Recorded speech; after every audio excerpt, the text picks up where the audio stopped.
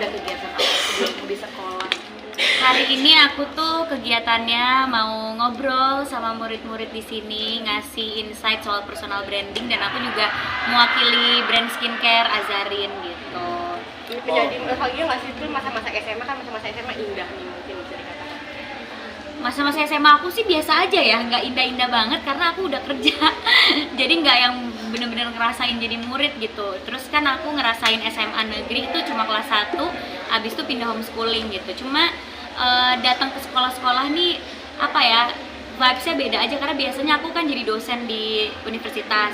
Terus sekarang di SMA, jadi vibes-nya tuh lebih kayak lebih fun, lebih seru karena mereka juga lebih antusias, dan kita kan di sini belajar sambil bermain ya, konsep talk show-nya, jadi lebih santai juga. Nostalgia juga Mas Ipil, mungkin nostalgia masa SMA kamu tuh seperti apa?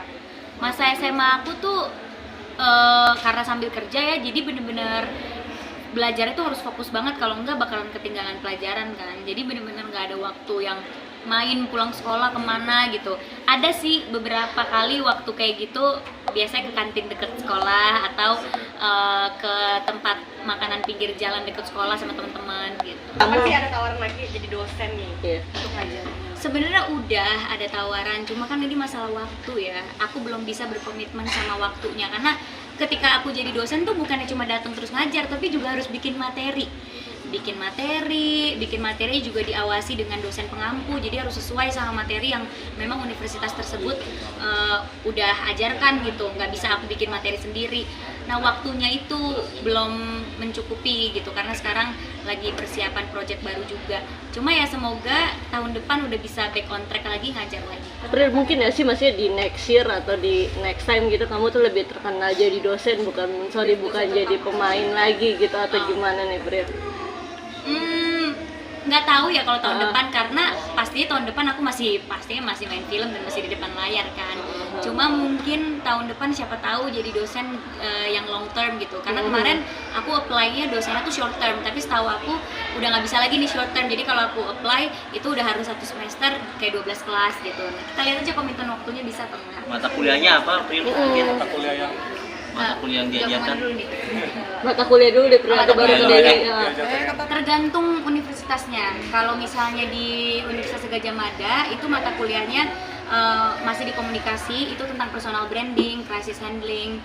Kalau misalnya di Udayana itu tentang bisnis. Jadi tergantung universitasnya maunya apa. Oke, dan setiap ngajar apa yang jadi merasa seperti apa? Setiap aku ngajar tuh aku berasa bermanfaat aja ya, karena aku selalu merasa ilmu tuh jangan dipendam sendiri gitu, kita harus berbagi. Makanya di acara-acara kayak gini gitu, sekarang aku berbagi ilmunya sama anak SMA gitu tentang personal branding, karena kan banyak nih konten-konten creator yang umuran anak-anak SMA gini. Jadi nanti hari ini aku kayak ngasih mereka tips gimana sih membangun personal branding, gimana sih merawat kulit gitu, dan seneng banget sih kayak karena bisa, yang pastinya ilmunya bisa dipakai sama mereka, bisa bermanfaat, apalagi buat mereka yang emang ingin mengikuti jalur aku gitu, misalnya mereka ingin bekerja di industri hiburan juga. Lili sebagai aktor mungkin ada kemungkinan nggak kamu bakal ngajar ini di universitas, jadi dosen seni teater gitu?